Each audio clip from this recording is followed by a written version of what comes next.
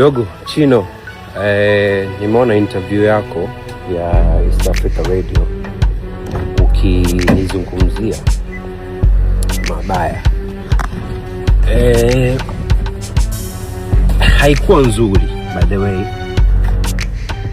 Haikuwa nzuri kwa maneno ambayo umenizungumzia, kwa sababu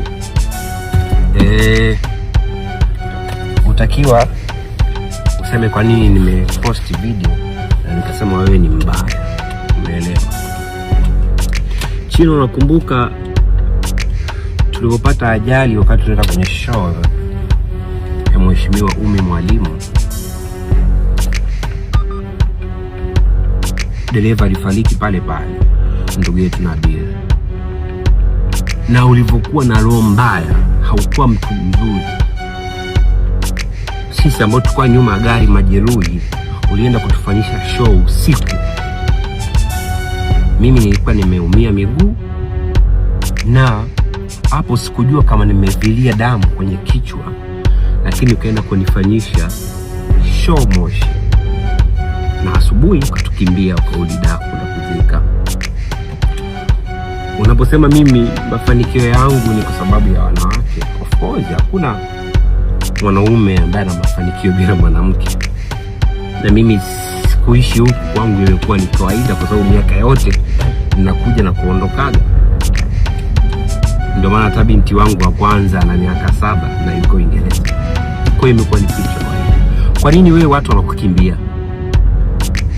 Kwa nini Papi Poshi na Daddy Boy waliondoka? Kwa nini huyo meneja wako ambao unasema anaitwa Esli Mtongoza, kwa nini yeye hafanyi kazi na wewe? Wewe una shida gani ya kutokaa na watu? Kwa nini upande wa kina Mario wewe una story nao vizuri? Kwa sababu umekuwa mbaya miaka yote na umekuwa snitch. Unawachekea watu, ukitoka unawasema. Mangapi tumesafiri kwenye shows, unatulisha chips kavu mlo mmoja. Mangapi tunaenda kwenye shows, wewe unaenda kwenye hoteli nzuri, sisi unatulaza watu 7-8 kwenye chumba kimoja. Mangapi? Mimi nilitakiwa nikafanyiwe checking nzuri kwa sababu ya kichwa changu, na siku hiyo tumeenda Muhimbili, wewe ukulipa hata shilingi 10. Alilipa shemeji yetu yule wa Daddy Boy yule kushare. Wewe ukulipa kwa kimbia, kaida yako ni kukimbia. Kwa hiyo East Africa Radio unatakiwa waelezee vizuri kwa nini nilisema wewe una roho mbaya. Sio kuanza kusingizia kwa sababu mimi niko huko, sio wanawake nini. Wanawake ni kitu cha kawaida, na mafanikio ya mwanaume ni mwanamke ambaye anakuwa yuko pembeni. Acha kudhulumu watu, acha kukimbia watu kwenye show. Chino, jitahidi kuishi na watu vizuri. Kwani watu kila mtu anakukimbia? Kwani kila mtu anakukimbia?